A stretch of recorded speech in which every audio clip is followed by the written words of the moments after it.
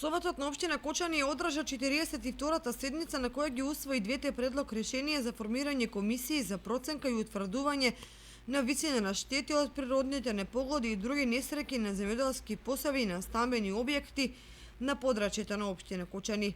Поради неможноста дел од членовите на Советот физички да присуствуваат на седницата, како и поради итноста од формирање комисии за проценка на штетите од неодамнешните поплави во Кочанско, седницата се одржа онлайн преку Zoom платформа.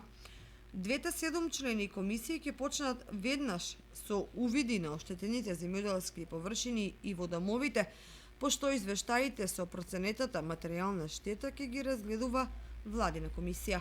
Деновиве територијалната противпожарна единица од Кочани изврши дезинфекција на поплавените домови по пријава од жители на најпогодените населени места: Горни Подлог, Долни Подлог и Грдовци.